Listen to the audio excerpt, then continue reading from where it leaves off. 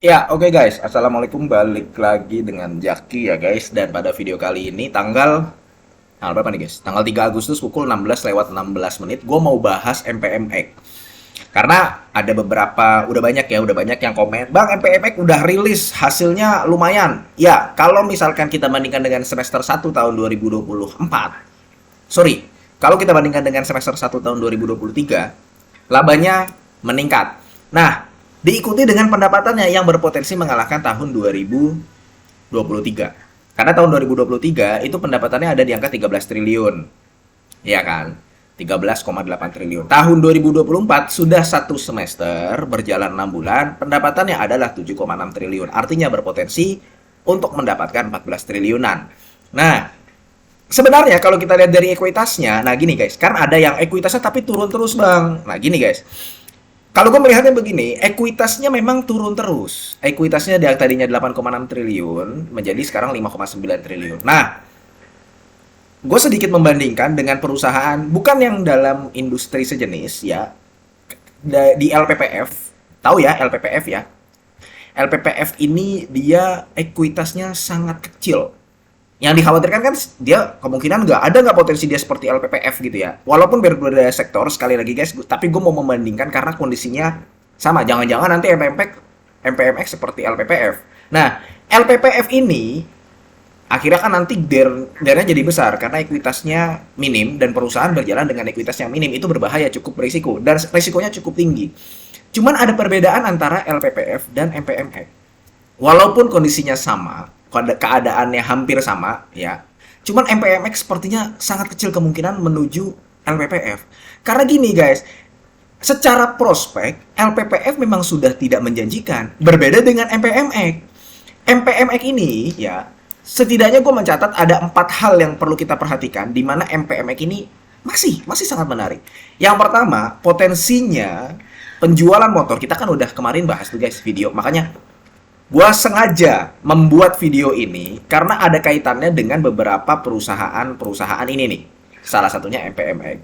Nah, dari video yang sudah gua buat kemarin terkait dengan data penjualan motor sejak 96 hingga tahun 2024, ada potensi bahwa di tahun 2024 penjualan motor mengalahkan tahun 2023. Kalau lu lihat di berita, memang secara semester dibandingkan semester 1 2023 turunnya pun sedikit, tidak seperti penjualan mobil karena motor lebih mudah terjangkau harganya. Itu yang pertama. Yang kedua, penurunan suku bunga The Fed yang sudah mulai terlihat tanda-tandanya berpotensi mempermudah pembiayaan terutama di tahun 2025. Jadi imbasnya nanti nggak di kuartal 4 dan kuartal 3 2024 guys, nanti di tahun 2025. Artinya kan sebenarnya dilihat dari kuartal 3 masih oke, dilihat dari kuartal 4 sudah oke juga, dan tahun 2025 juga masih ada prospek yang cukup bagus. Itu poin yang kedua. Poin ketiga, Honda penguasa pangsa pasar Indonesia di atas 70% untuk sepeda motornya. Jadi gini guys, MPMX ini ya distributor tunggal sepeda motor merek Honda di wilayah Jawa Timur dan Nusa Tenggara sana, Nusa Tenggara Timur, Nusa Tenggara Barat atau Nusa Tenggara Timur gitu. Nah, kalau di Jakarta dan di Tangerang itu yang megang Wahana namanya, Wahana. Kalau di Jawa Timur MPMX ini, Mitra Pinastika ini. Kalau di Jawa Barat ada yang namanya DAM, Daya Motora, Daya Adia Cita Motora. Nah, dengan mereka ya, jaringan Honda ya, kalau misalkan orang mencari part, kalau orang mau servis, betul banyak bengkel-bengkel umum. Tapi bengkel-bengkel umum itu juga lulusan dari ahas-ahas, lulusan dari bengkel resmi Honda. Kalau mereka mentok biasanya tetap akan dialihkan ke bengkel resmi. Seperti itu. Dengan begitu, jaringan Honda ini masih kuat. Makanya Honda sampai saat ini menguasai pangsa pasar sepeda motor di atas 70%. Di atas 70% itu besar, guys. Besar. Dan kalau lu ke pelosok-pelosok, orang sangat kecil kemungkinan untuk membeli sepeda motor selain Honda. Yaitu karena tadi, ketersediaan partnya, kemudian ketika ada motor masalah nyari bengkelnya kemana, dan sebagainya ya. Ya, dealernya juga cukup banyak. Makanya sampai saat ini Honda menjadi penguasa pangsa pasar motor. Keempat, kan kita sedang disuguhkan dengan berita-berita, oh banyak nih kendaraan listrik, motor listrik, dan mobil listrik. Dan Astra beserta grupnya itu termasuk pihak perusahaan yang diserang dengan isu-isu tersebut. Wah, Astra nanti berkurang, AHM nanti berkurang. Tapi ingat guys, gini. Kalau menurut gue ya guys ya, ini sekali lagi ini pendapat pribadi ya guys ya, sebagai orang yang memang melihatnya, karena gue juga mengelola bengkel bengkel juga gitu guys, bengkel motor. Gue melihatnya ya, AHM itu sebenarnya sangat bisa saja mengulangi kesuksesan legenda ya Honda Astrea, kemudian Supra, dan terakhir Beat. Makanya waktu tahun 2015 guys di sini nih, kenapa ekspornya tiba-tiba tinggi? Karena AHM sudah menyelesaikan pabrik di wilayah Cikarang, dia mengekspor dah tuh Honda Beat, dan respon pasar cukup bagus. Jadi karena kita udah mengetahui nih historinya begini ya, AHM bisa saja loh guys, bisa saja mengulangi kesuksesan Honda Supra, Honda Beat, dan apabila nanti kendaraan listrik, terutama motor ya guys ya, sudah masif, bisa Honda mengulangi kesuksesan tersebut. Memang ada pihak yang mengatakan Honda IM1, tahu ya? Honda IM1.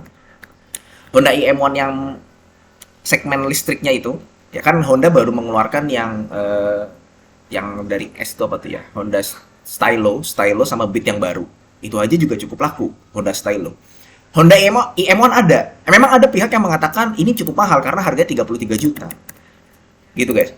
Cuman gue yakin dalam hal ini ya, kalau misalkan ada loh guys perusahaan yang memang sengaja dikeluarkan produknya tuh pelan-pelan, nanti dulu karena ekosistemnya masih belum jadi, ekosistemnya belum masif. Jadi kalau dikeluarkan sekarang motor listrik dengan harga murah pun masih belum bisa. Kalau misalkan nanti tiba-tiba Honda mengeluarkan motor listrik dengan harga yang cukup murah, apalagi Indonesia ini melakukan hilirisasi ya guys, hilirisasi baterai kendaraan listrik, bisa saja nanti akan terjadi booming lagi motor listrik keluaran Honda. Dan apabila itu terjadi, MPMX juga diuntungkan. Nah, keadaan-keadaan ini yang gue simpulkan akhirnya kondisi seperti LPPF itu tidak akan terjadi. Dan ingat guys, MPMX ini dipegang Saratoga. Kalau misalkan MPMX ingin menaikkan ekuitasnya, bisa nggak? Bisa, sangat bisa. Apakah dividennya tidak dibagikan secara maksimal? Nah, misalkan ada dividen yang ditahan, misalkan yang dibagikan DPR-nya 50%. Ini contoh ya guys ya. Atau reg issue. Ya, reg issue. Dia si MPMX mau akuisisi apa, mau ekspansi apa, perusahaan reg issue lagi, Saratoga store modal lagi. Itu bisa dilakukan oleh Saratoga sebenarnya. Jadi sebenarnya hal seperti ini yang mau gue sampaikan tidak perlu dikhawatirkan. Itu guys, itu yang mau gue sampaikan. Makanya kalau kita lihat memang ada salah satu direkturnya itu Kemal Mawira membeli saham MPMX sebesar 104.600, itu di angka 1070 nih guys. Lo bisa lihat guys ya, lo bisa lihat sekarang harga MPMX ada di angka 1015.